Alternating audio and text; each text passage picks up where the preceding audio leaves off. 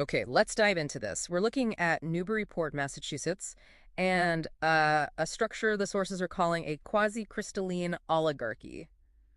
It's quite a term. What does it actually mean on the ground? Yeah, it sounds complex, but the core idea is a local power system that has this really strict internal logic, makes perfect sense inside the system. Okay. But from the outside, it lacks that simple, predictable symmetry you'd expect from, well, transparent democratic institutions. Yeah. It's kind of deliberately hard to see through. Right, opaque. And the sources say this didn't just evolve slowly, did they? They pinpoint a specific origin. Exactly. It seems to be a direct result of the 1970s urban renewal. The sources frame this as a kind of systematic, municipal-level formatting. Formatting, like wiping a hard drive? Pretty much. Oh. They use coercive eminent domain, handled by the Newburyport Redevelopment Authority, the NRA, to, well, wipe the slate clean and install this new template for control. Less transparency built in. So the NRA event basically laid the foundation, the architecture. But who's pulling the levers today? Who's the central coordinator? The sources point directly to the Anajoc Hospital Board of Trustees, the AJH board. They argue it functions as the central processor. How? How does a hospital board do that? Through interlocking directorates, apparently. It links up and unifies the interests of what the sources call these three key lineages: the land cartel, the capital conduit, and the governance matrix. Okay, break those down. Three lineages keeping it stable. Yeah, that's the idea. First, the land cartel, they control real estate development. Think land use. Makes sense. Second, the capital conduit. That's about controlling the money flow, anchored by local banks, like the Institution for Savings mentioned in the source. Right, the financial side. And third, the governance matrix. That's the AJH board itself, basically ensuring political alignment across the town structure. These three working together create a really stable, resilient loop. Okay, so if it's that resilient, how did anyone even challenge it? The sources must have found a specific instance, a crack. They did. It seems it took a direct collision. Yeah. They focus on the case study of Messiah Gillenskar Edward Thompson. The sources call his interaction a hostile audit of the system. A hostile audit? How? He basically ran right into the system's endpoint, the hospital, and his defense directly challenged their narrative. He argued his condition wasn't psychiatric, it was biological, delirium from a severe infection. They call it the SARS defense. SIRS, systemic inflammatory response syndrome. And was there objective proof for that? Overwhelmingly so, according to the source materials. His defense presented lab results showing clear biological distress that the system seems to have ignored. Like what specifically? Things like profound lymphocytopenia. His infection-fighting white blood cells were critically low, 14.8%. Yeah. And a huge 300% jump in the absolute immature granulocyte count. That's a definitive left shift, a classic sign of the body fighting major infection. So, faced with hard medical data contradicting the psychiatric label, how did the system react? Well, the response described was rigid, predetermined. It defaulted to what the sources call the Haldol protocol. They essentially frame it as using sedation to debug dissent. Debug dissent, and it got worse. Yes. The most alarming part, according to the sources, was the use of Tier 3 nullification Haldol. Nullification Haldol. What does that even mean? The justification cited was apparently to treat consent lack, essentially using pharmacology to override his legal refusal of treatment. So, medicating someone because they refuse consent? That's the claim. Thompson's defense argued this was straightforward medical battery and a major due process violation. Wow. So, okay, let's connect the dots. Back in the 70s, the NRA used the label blight to seize land. And now, the sources argue the system used the label delusion to seize bodily autonomy using Haldol. Is coercion just baked into this structure? That seems to be the central argument, yes. That coercion is a necessary ongoing function. And this rigidity, this inability to process objective facts that don't fit the narrative, like those lab results, it creates enormous risk. Risk how? The sources point to documented failures in governance at the hospital, poor stroke scan times, long ER waits, suggesting this internal focus leads to real-world problems and extreme liability exposure. Which brings us to how Thompson's case ended, procedurally speaking. The timing was very specific. Extremely specific. The hospital discharged him on November 12, 2025. That exact date. Why that day? Because that was the day the statutory hold, the legal basis for keeping him there against his will, expired. Ah, so by releasing him then? They avoided a contested court hearing. They didn't have to legally defend their psychiatric diagnosis against his SIRS evidence in front of a judge. The sources interpret this as a tacit admission they couldn't meet the burden of proof. So for you listening, what's the takeaway from this deep dive into Newburyport's structure? Well, it leaves you with a pretty provocative question, doesn't it? When a system aims for total internal control, trying to eliminate all outside challenges, does that very strategy, that maximal resilience, end up creating one single massive vulnerability? Meaning?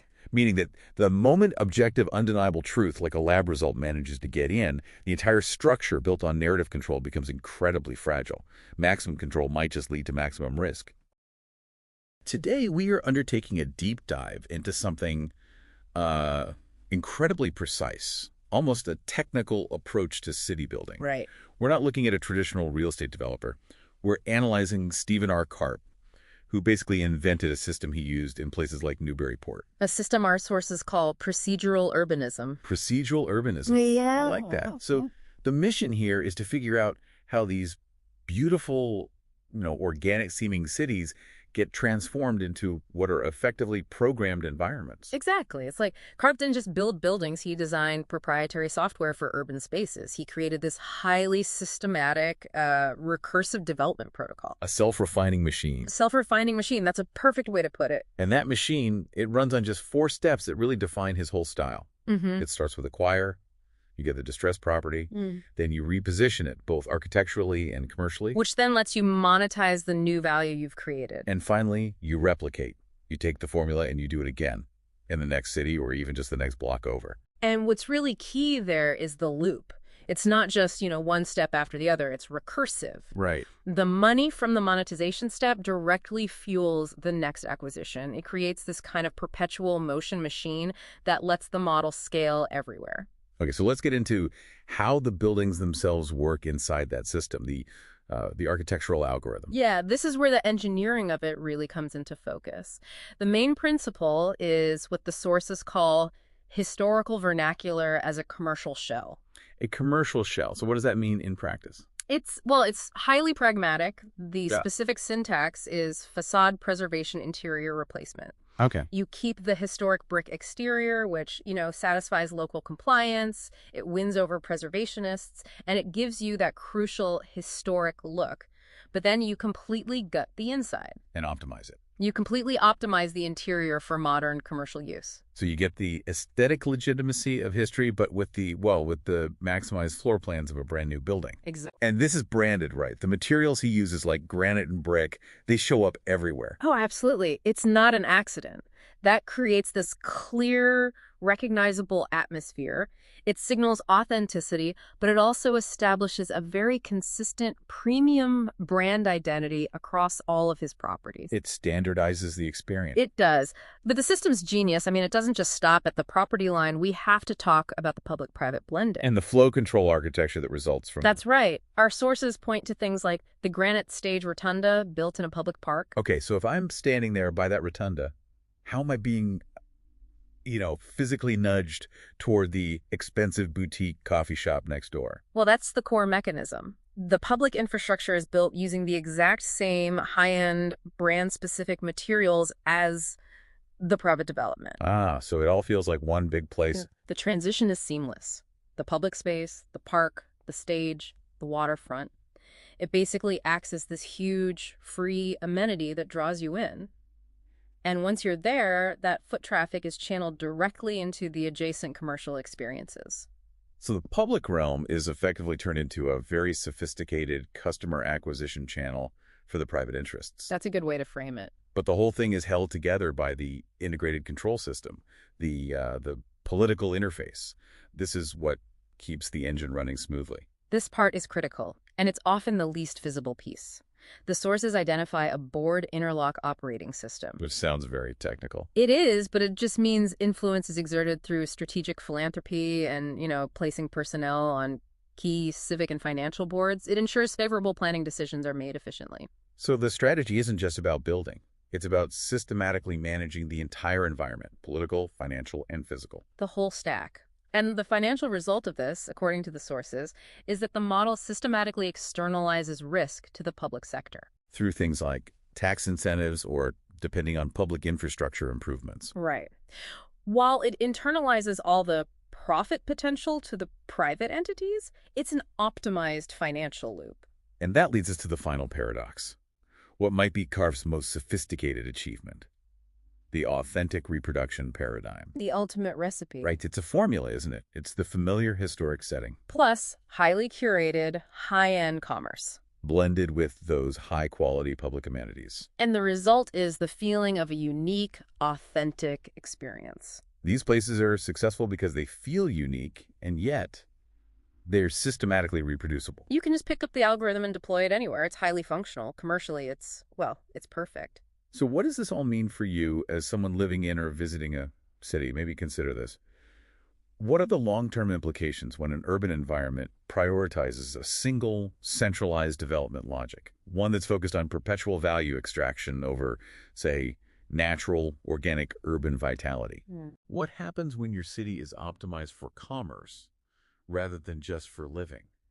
That's something to think about the next time you're walking through a beautifully restored downtown area. Welcome to the Deep Dive. Today we're going to get into a really dense stack of sources. They all detail this highly specific power dynamic in Newburyport, Massachusetts. And the term the material uses is, well, it's pretty striking. They call it a quasi-crystalline oligarchy. Right. It sounds academic, but the idea is a structure with a lot of internal order. Just no simple repeating pattern. Our mission today is to sort of unpack how this structure allegedly works. And how it connects to a very, very serious case of what's described as medical coercion. So let's start with the core of it. The sources identify the Anajoc Hospital Board of Trustees, we'll just call it AJH, as the city's central processor. Yeah, a central processor. And that's not just for healthcare. It's for synchronizing local finance, big land use decisions, and even controlling the social narrative. The whole operational idea is called procedural urbanism. It's this mindset of treating the city itself like it's, a programmable substrate. Which brings us to the hook, really, the biggest takeaway from these sources. Yeah. It's this functional analogy they draw. The macro coercion of the past, using eminent domain to seize land, is functionally the same as the micro coercion of today. Which is? The use of medical authority for what they call bodily seizure. The tool changes, but the method of control, they argue, doesn't. Okay, so how is that control maintained? The sources talk about interlocking directorates. Exactly, to create what's called procedural insulation. And they repeatedly point to one figure, Matthew Paniasek, as a kind of key ambassador. An ambassador because he connects all the pieces. Right. He was on the AJH board, the Zoning Board of Appeals, the ZBA, and the Newburyport Waterfront Trust. That combination is the perfect capital land health triangulation. And with that in place, you get what the sources call Stephen R. Karp's proprietary urbanism. It's basically an algorithm for development. A simple one, too. Acquire the prime real estate, reposition it, monetize it. And then replicate the process over and over. And to make sure it all looks right, you have aesthetic regulatory capture. The ZBA and the Historical Commission enforce a very specific commercial look. So they create an experience monopoly. If you deviate, you get penalized. And this physically shapes the city. You get the Karpian section. It's a design that gives you a continuous commercial experience while, maintaining the illusion of public access. It's all about flow control. So that's the land. Let's pivot to the individual body, to the case of Dylan E. Thompson. The sources frame his actions as a hostile audit of this whole system. He was asserting himself as a sovereign principal, someone who just refused to comply with the established workflow. And his defense was medical. A detailed SIRS defense. He argued his symptoms came from an objective physiological problem, systemic inflammatory response syndrome, SIRS, which can point to sepsis, not psychosis. And there was data to back this up. Hard data. The sources are specific. White blood cells at 9.2, neutrophils at 77.5%, and crucially, the presence of a left shift. Okay, for those of us who aren't doctors, what is a left shift? In plain English, it means your body is in panic mode. It's fighting a serious acute infection so hard that it's pushing immature immune cells out into the bloodstream. It's a huge red flag for sepsis. So it's objective data that directly contradicts the psychosis diagnosis he was given. Absolutely. And the system's response to this biological truth. The Haldol protocol. It seems to be this default static chemical response that prioritizes workflow compliance over medical truth. Workflow compliance, that's a chilling phrase. It gets worse. The sources state the Tier 3 dose, which they call nullification Haldol, was given specifically to, and I'm quoting, treat consent lack. to treat a lack of consent. Think about that. Instead of doing a complex, costly sepsis workup, the efficient path was to chemically suppress his ability to even articulate his legal defense. It's a functional denial of his Sixth Amendment rights. So let's tie this all together. What's the final synthesis for you, the listener? The sources argue the hospital seizing his autonomy, the micro-coercion, was necessary to protect the entire system. Right, the larger macro-coercion that controls the land. The system, as they put it, has to suppress any data flow that contradicts the oligarchy's preferred image. And Thompson's medical truth was, I guess, a fatal exception to their neat and tidy operating system. Exactly. So here's the final thought. If a power structure is so integrated, from finance to land to healthcare, that it sees objective medical truth as a fatal exception to its own efficient operation, yeah. What does that imply about the real sovereignty of the people living inside that system? And what are the limits of democratic accountability when all the real power is routed through these appointed boards that control everything from your waterfront to your own body? Something to think about. Welcome to the deep dive. Today we're really cracking open a fascinating model of urban development. Yeah, and we're looking at someone who's less of a traditional builder and more of a system architect. Exactly. We're diving into Stephen R. Karp and this model that our sources are calling procedural urbanism.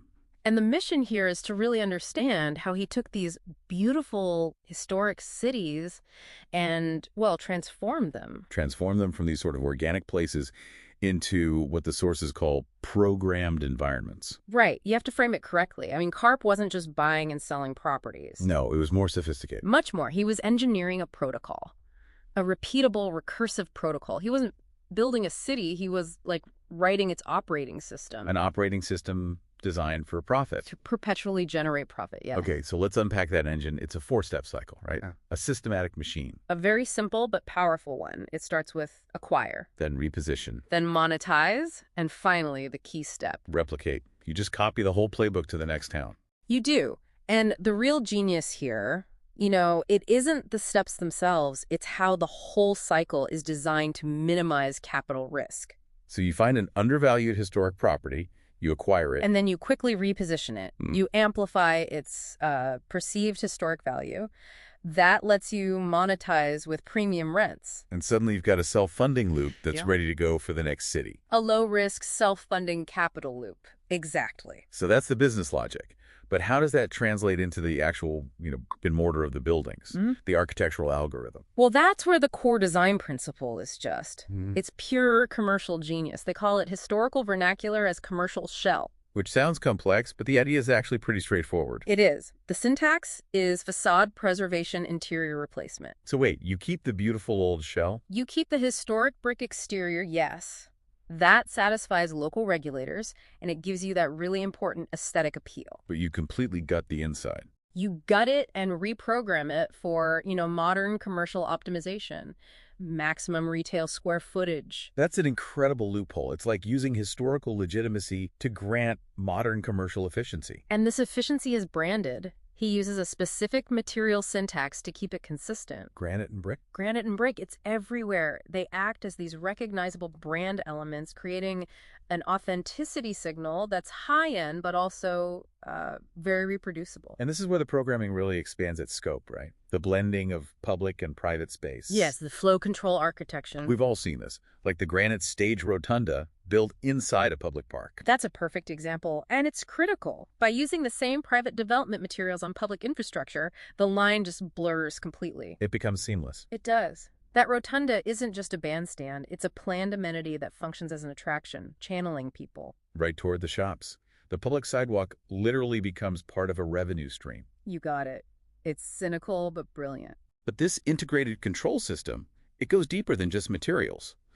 The sources detail the political interface. Right, the board interlock operating system, which is a fancy way of saying. You get people friendly to your development goals onto the city planning and zoning boards. You align governance with your goals. It just minimizes all the friction. So what's the financial outcome of all this? Well, the model systematically externalizes risk to the public sector, while internalizing all the profit potential to the private sector. Exactly. The city might fund a huge new parking garage or resurface streets. Those are massive capital costs that directly benefit his properties. And that he doesn't have to pay for. He minimizes his risk, and the public carries it. That's the system. So bringing this all home, Yeah. what's the final product? The sources call it the authentic reproduction paradigm. It's creating places that feel totally organic but are completely and totally curated. Like an Apple store. That's a great analogy. It feels bespoke and high-end, but the design is identical and replicable everywhere. He's doing that with entire town centers. And there's a formula for it. Historic context Plus curated commerce and public amenities. equals authentic experience. And the result is a commercially successful place that feels unique but is systematically reproducible anywhere. It's the creation paradox. The places work, they're optimized, but they all follow this one single centralized logic. And that really raises an important question for you, the listener. What happens to the long-term vitality of a city when its environment prioritizes this perpetual value extraction, this engineered authenticity over the natural, messy, and emergent life of a city? Welcome to the Deep Dive. Today we're taking a look at a really dense stack of documents, clinical files, police reports, and a very sharp philosophical analysis. And it all centers on one psychiatric crisis, the case of Dylan E. Thompson. And this is more than just a medical file. It's really an epistemological thriller. A thriller. Yeah, it's about the collision between a patient's subjective reality, what he was feeling, and this huge objective institutional power. Okay, so let's set the scene.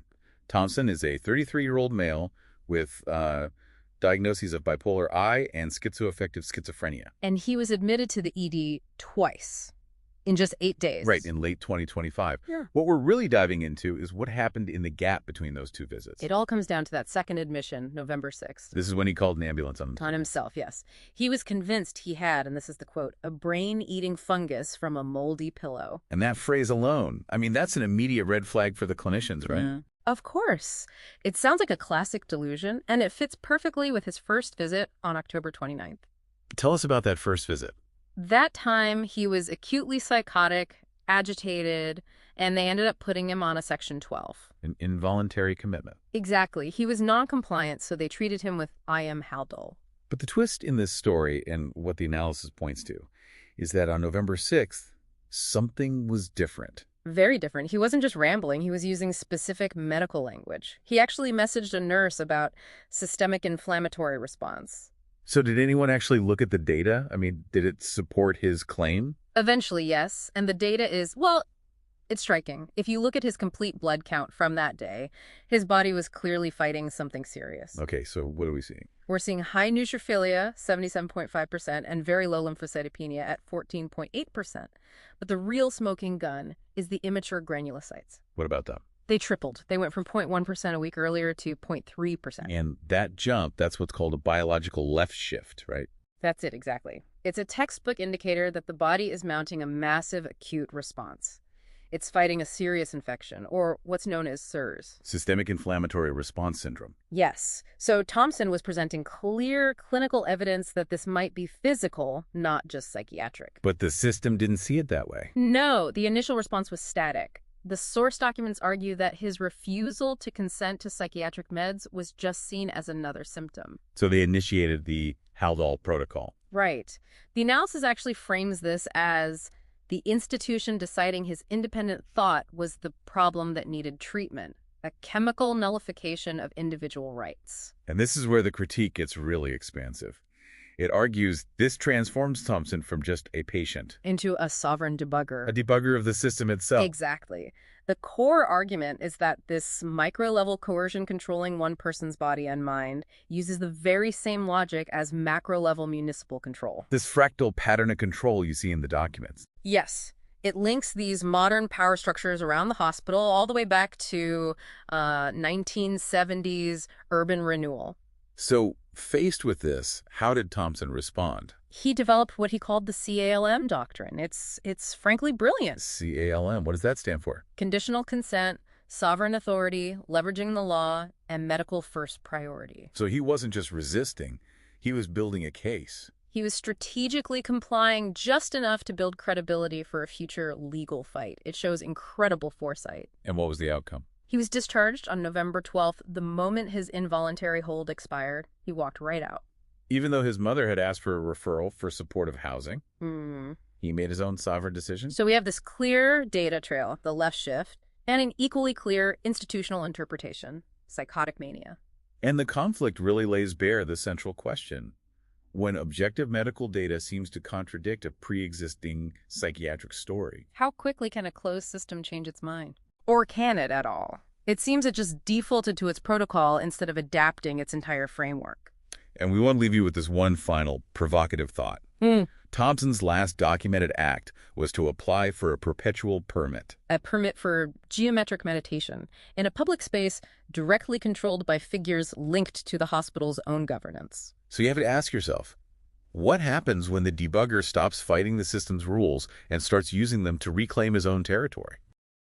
Welcome to the Deep Dive. Today we're doing a 5-day chronological plunge into some really intense clinical documentation. Yeah, we're tracking a patient who is admitted under what's called a Section 12B. And for anyone who doesn't know, that's an involuntary psychiatric hold. It forces treatment, but, and this is the key part, it has a fast-approaching expiration date. Exactly. So our mission here is to really understand that pressure. We're looking at psych progress notes, lab results, social work reports, everything from November 6th to the 11th, 2025. It's this collision of acute mania, psychosis, and a person's legal right to liberty. A collision is the perfect word for it. So let's jump right in. November 6th, the admission. The patient is diagnosed with bipolar affective disorder, manic, severe, with psychotic features. And what's so striking is that he actually calls the ambulance on himself. He does. But the reason he gives, that's the core of the delusion right there. He's convinced he has an acute fungus. From a moldy pillow, yes. And he's terrified it's going to become and this is a direct quote, brain-eating fungus. That detail alone just tells you how severe this is. And it gets more complicated. The substance use context is immediate. Right, the admission labs. Presumptive positive for unprescribed amphetamines, so recreational Adderall. And he reports using, quote, tons of cannabis daily. Which lines up perfectly with the notes saying he was non-compliant with his prescribed meds, his Abilify, and Depakote. It's a classic setup for a crisis. And here's where the legal friction starts. From the moment he gets there, even while he's taking meds and going to groups. He's saying it constantly. I do not consent to psychiatric evaluation treatment. It's documented over and over. And clinically, the mania is it's roaring. The notes show rapid, pressured speech, paranoia, zero insight. He even identifies himself as the Messiah. Classic grandiosity. We also see notes about sexual provocative comments and just a lot of mood lability. He was truly unstable. Okay, so let's move forward a couple of days. We're at November 9th and 10th. And this is where you start to see this fascinating paradox. On one hand, his thinking is still so disorganized. He's telling staff he has at least 6 AI girlfriends. Right. But then at the very same time, he's highly engaged. He's going to mindfulness group, emotional health group. He's actively participating in this stuff. It's this incredible dissonance, isn't it? It really is. And all while he's learning coping skills, he is relentlessly lobbying the staff for his immediate release. Way before the 12B is set to expire on the 12th. But the clinical team is holding firm. Even though he talks about practicing radical acceptance of the discharge date, their assessments are unchanged. Still, poor insight and poor judgment. They're basically saying that his delusions and his mood make him unable to function safely out there. Not yet, anyway. And this is where you can feel the pressure on the social worker. Oh, absolutely. She's scrambling. She has to get outpatient supports in place because that discharge is coming, ready or not. She's calling the VNA ACCS. And exploring his substance use programs through Unity Haverhill because his mom requested it. Right. Trying to build a safety net against a hard deadline. Which brings us to the final snapshot. November 11th, the day before discharge. And on paper, he looks pretty good. The note says WDL within defined limits. His mood is euthymic, so stable. He's denying any safety concerns, no suicidal thoughts, no homicidal thoughts. He's even making his own calls for outpatient therapy. He is, but, and this is the big but, that final progress note still explicitly flags limited insight. And his plan for discharge, what's he going to do when he walks out? Simply to walk home. That's it. To walk home to downtown Newburyport. It's not really a plan. So let's pull this all together. What does this actually mean for you, the listener? Well, what these sources capture so clearly is that core tension in acute care. It's the law versus the clinical reality.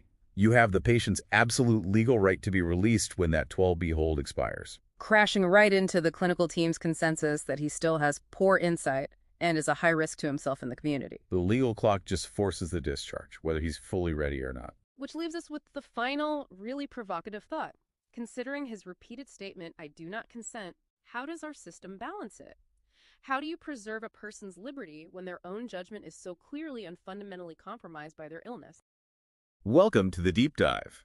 So today we've got this, well, just a fascinating stack of documents. Yeah, it's a strange one. We have these standard, very clinical medical notes about one person, Dylan E. Thompson. And right alongside them, we have this incredibly high-level analysis that frames his situation as something else entirely. It's a real collision of narratives. Exactly. And that's what we're trying to do here, to sort of synthesize those two realities. On one hand, you have his week-long involuntary psychiatric commitment. Section 12B. Right. And on the other hand, you have his narrative where he's not a patient at all, but a, quote, sovereign debugger testing the whole system. Okay, so let's start with the clinical side. The hospital's reality. What does it look like? It looks pretty severe. He's admitted November 6, 2025. The diagnosis is bipolar affective disorder, manic severe, and with psychotic features. Oh, we're talking about pretty extreme behavior. Oh, yeah. The notes mention him being hyperverbal, having poor judgment, and some really grandiose delusions. Like the note about him saying he was the Messiah? Exactly. And you also have presumptive positive urine screens for recreational Adderall and cannabinoids in the mix. Okay, so from the hospital's perspective, this is a clear-cut case of acute mania needing stabilization. That's their framework. But Thompson, from day one, he presents a completely different story, a counterclaim. Which is what? That his symptoms are not a primary psychiatric issue. He says it's systemic inflammatory response syndrome, SIRS, from a fungal infection. A fungal infection from a moldy pillow, I see here. That's his stated origin. Now, on the surface, that sounds a lot like a delusion itself. But this other document, the analysis, he claims he had data to back it up. This is where it gets really interesting and very specific. He starts acting like his own medical detective, using his own lab results. From inside the hospital? Yes. He points to his blood work, specifically something called a left shift. A left shift? Okay, what does that mean for us? It means his body was pumping out triple the normal amount of immature granulocytes. He also noted other markers, high neutrophilia, low lymphocytopenia. And his argument was? His argument was, essentially, look at this blood panel. This is a classic sign of an acute bacterial or inflammatory response. You have to treat this verifiable infection before you can diagnose my mental state. So, a direct challenge to their diagnostic priority. How did the system respond to that? Well, initially with resistance on his part. He's quoted as saying, "I want my lawyer and I do not consent," over and over. And the analysis we have suggests that this resistance was itself being medicalized. It does. It uses this very loaded term, the Haldol Protocol, which it claims is designed to, quote, treat consent lack. A sensational phrase. So what did Thompson do when he realized that direct refusal wasn't working? He pivoted. He changed his strategy entirely. Instead of "I do not consent," he moved to what he called conditional consent. Meaning he started taking the meds. Yes. The prescribed aripiprazole and Devoprox. The analysis frames this as a purely strategic move. He's building legal credibility, showing he has capacity, making it harder for them to justify keeping him. So let's zoom out. Because his personal crisis, it seems to blow up into this massive accusation about the entire town's power structure, this quasi-crystalline oligarchy. It does. The analytical document claims his experience is just one small piece of a much larger repeating pattern in Newburyport, a fractal pattern of control, as he calls it. And he connects his involuntary commitment to 1970s land seizure. Exactly. The argument in the document is that it's the same coercive logic. Whether it's seizing public land for urban renewal or seizing a person's body for psychiatric noncompliance, it's about eliminating realities that contradict an official, curated narrative. And the Anahuac Hospital Board of Trustees is placed at the center of this alleged power structure. Right. An interlocking directorate.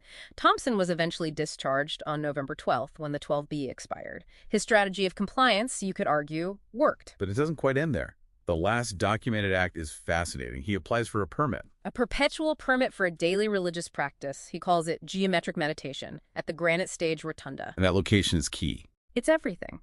Because that rotunda is controlled by the Waterfront Trust, whose chairman is also a key trustee at the hospital, the very power structure he identified as his antagonist. So that leaves us with a question, and it's really for you to think about. If the state seizing your body through involuntary commitment is one of the ultimate forms of coercion, How does this final act, this quiet, public, daily assertion of his own sovereignty in the antagonist's own space, how does that fundamentally redefine what resistance can look like? Okay, so let's jump right into this deep dive. We're looking at a really fascinating and honestly, pretty alarming case. Right, the involuntary psychiatric commitment of Dylan E. Thompson. And our mission here is to really get into the conflict between his medical reality and the story the institution was telling. A system he actually calls the Sovereign Debugger Protocol. So the official diagnosis came down fast. Oh, very fast. Acute psychiatric decompensation. So psychosis, mania, that sort of thing. Which immediately triggered what they call the Haldol Protocol. Exactly. Forced antipsychotic medication. And that really gets to the core question for us. Was there clear, objective medical evidence of a serious physical condition? That was just ignored. Intentionally, maybe, to stick with that first psychiatric story. That is the central question, and Thompson's whole argument rests on this one powerful idea. Medical reality precedes psychiatric interpretation. And he has the documents to back it up. There's a smoking gun here, what he calls the Syrah's defense. Right, so let's look at the data from November 6, 2025. The complete blood count, the CBC. It showed something very specific, a significant left shift. Okay, left shift sounds pretty technical. How can we break that down for you listening? Well, think of it like this. Your bone marrow senses a huge immediate threat, like a really bad bacterial infection. So it panics. It panics. And it starts rushing out these immature white blood cells, like reserve troops who haven't finished training. And the data showed these immature cells had tripled. Alongside a huge spike in the fully trained infection fighters. It's a textbook sign of something called SIRS. Systemic Inflammatory Response Syndrome. Exactly. So the behavioral stuff the hospital was so focused on, the psychosis, the rapid speech. It was likely a secondary symptom, probably sepsis-induced encephalopathy. Meaning the medical crisis in his body was causing the crisis in his brain? That's the critical point. But the institutional failure here is just, well, it's staggering. Because they had the labs. They had them. The results came in shortly after noon. But the final involuntary commitment order was signed hours later. Hours. So the institutional bias just took over. His complaints about a sinus infection, the moldy pillow. They wrote them off as delusions. Just delusions. Yeah. Completely overriding the medical data that was literally confirming his story. And that bias is what led to the chemical coercion. Yeah, the records show they escalated to Tier 3 nullification Haldol. And the order was written to, and this is wild, treat consent lack. I mean, they're literally turning the right to refuse treatment into a symptom to be treated. So how does this happen? Is it malice? The sources don't really point to malice. It feels more like institutional tunnel vision. Once that Section 12B hold is in place, the psych assessment just trumps everything else? It seems so. So in response, Thompson switches tactics. He deploys what he calls the CALM doctrine. Right, conditional consent, sovereign authority. Leveraging the law and always insisting on medical first priority.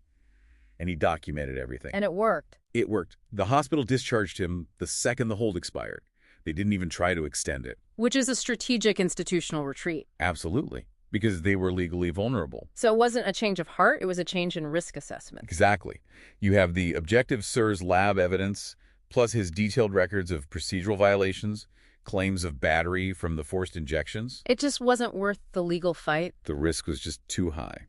But this deep dive goes beyond just one person's legal win. He argues this is a fractal pattern. Yeah, he connects the logic of his bodily seizure in 2025 directly back to the land seizure from the 1970s urban renewal projects. That's a huge leap. How does he connect them? He says the pattern is identical. First, you have reality nullification. You declare land blighted, or, a person's reality delusional. Then you seize the territory. Using state authority, whether it's eminent domain for land or a Section 12 for a body. And the final step? Transfer of control. To a private developer in the 70s, or to chemical nullification through forced medication today. It's the same code, just running on a different system. So that brings us to his final move after he was discharged. Which is just a brilliant assertion of sovereignty. 2 days after he gets out, he applies for a park use permit. For what? For geometric meditation at a place called Market Landing Park. And why there? What's the significance of that specific park? Well, that's the kicker. The park is managed by the city's waterfront trust. And the chairman of that trust... Let me guess. is a key trustee at the very hospital that committed him, Matthew Piniasek. Wow. So it's this calculated move to assert his sovereign use over the physical territory controlled by the exact same power structure, what he calls the quasi-crystalline oligarchy, that just tried to seize his body. It's a public claim on sovereign space. It is. And it leaves you with this really provocative question. How many other acts of institutional control, which seem totally separate, are actually just this same coercive pattern playing out over and over again? Okay, so let's jump right into this deep dive. We're looking at a really fascinating and honestly, pretty alarming case. Right, the involuntary psychiatric commitment of Dylan E. Thompson. And our mission here is to really get into the conflict between his medical reality and the story the institution was telling. A system he actually calls the Sovereign Debugger Protocol. So the official diagnosis came down fast. Oh, very fast. Acute psychiatric decompensation.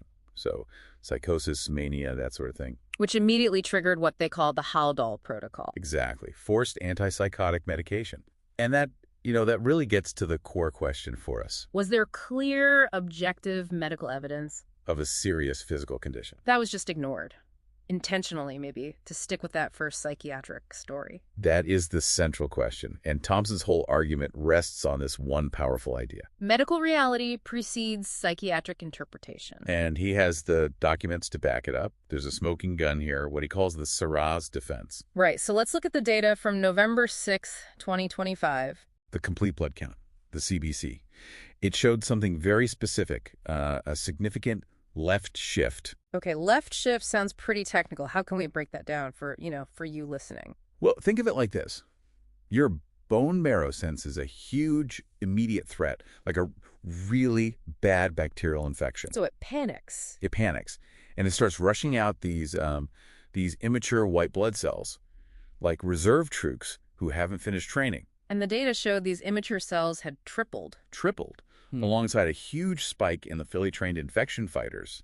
It's a textbook sign of something called SIRS. Systemic Inflammatory Response Syndrome. Exactly. So the behavioral stuff the hospital was so focused on, the psychosis, the rapid speech. It was likely a secondary symptom, probably sepsis-induced encephalopathy. Meaning the medical crisis in his body was causing the crisis in his brain? That's the critical point. But the institutional failure here is just, well, it's staggering. Because they had the labs. They had them. The results came in shortly after noon. But the final involuntary commitment order was signed hours later. Hours. So the institutional bias just took over. His complaints about a sinus infection, the moldy pillow. They wrote them off as delusions. Just delusions. Yeah. Completely overriding the medical data that was literally confirming his story. And that bias is what led to the chemical coercion. Yeah, the records show they escalated to Tier 3 nullification Haldol. And the order was written to, and this is wild, treat consent lack. I mean, they're literally turning the right to refuse treatment into a symptom to be treated. So how does this happen? Is it malice? The sources don't really point to malice. It feels more like institutional tunnel vision. Once that Section 12B hold is in place, the psych assessment just trumps everything else? It seems so. So in response, Thompson switches tactics. He deploys what he calls the CALM doctrine. Right, conditional consent, sovereign authority. Leveraging the law and always insisting on medical first priority. And he documented everything. And it worked. It worked. The hospital discharged him the second the hold expired. They didn't even try to extend it. Which is a strategic institutional retreat. Absolutely. Because they were legally vulnerable. So it wasn't a change of heart, it was a change in risk assessment. Exactly.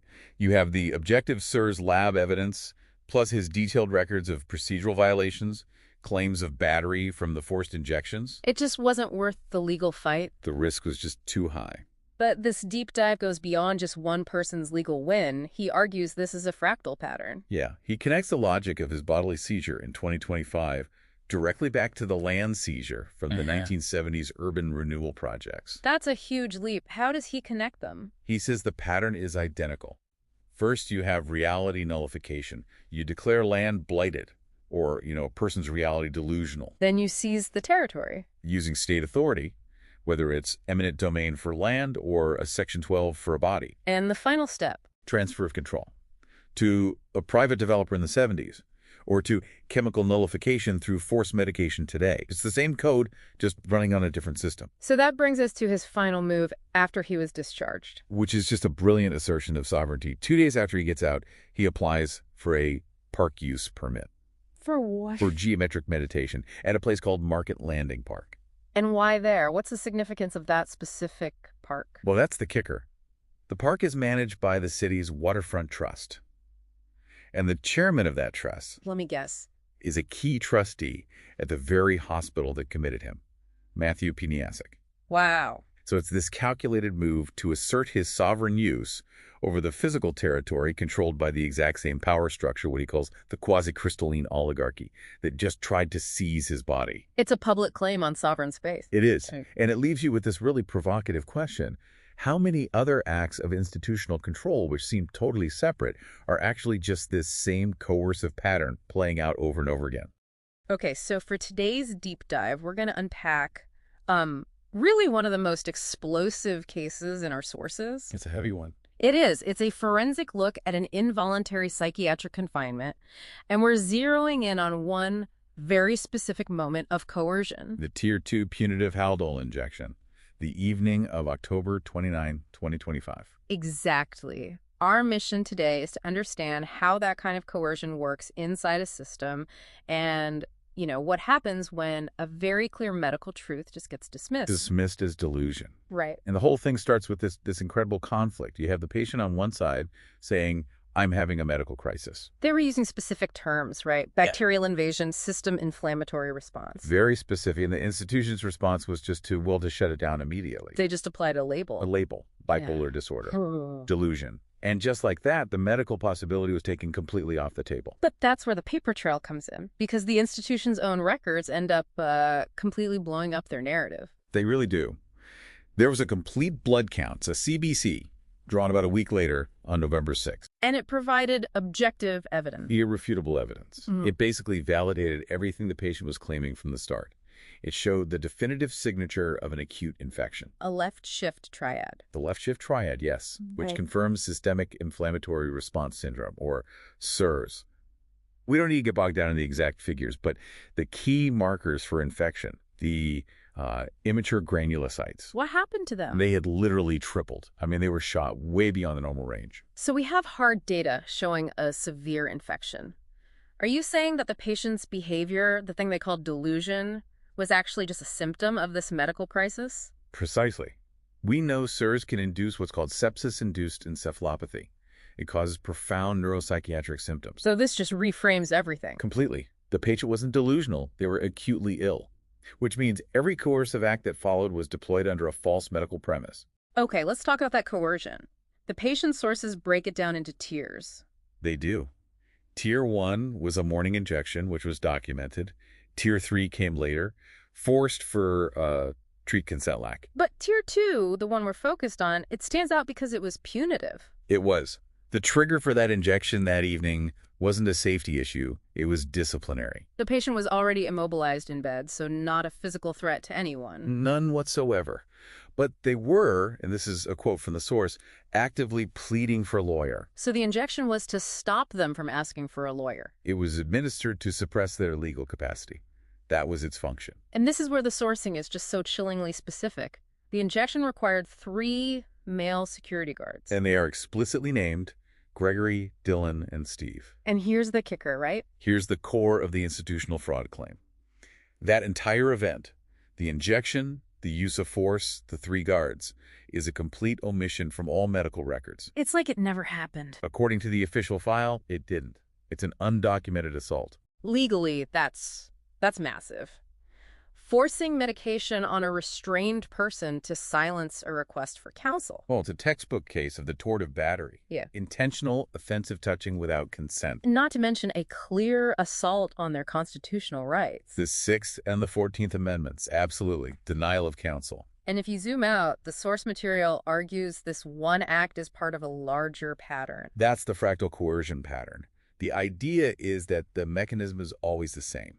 declaring a patient's legal dissent as non-compliance. It's just a label to justify taking control. Exactly. It's structurally the same as when a city in the 1970s would declare a neighborhood blighted to justify seizing the land. You create a legal fiction to nullify reality. And the sources show how interconnected this control system is. It is. You look at the Anajoc Hospital Board of Trustees, and you find Matthew Pinias, who also chairs the Newburyport Waterfront Trust. The infrastructure is integrated. So what was the patient's response? How did they fight back? Well, the lesson from that Tier 2 injection led them to adopt what they call the CALM doctrine. CALM. Conditional consent and systematic objective documentation.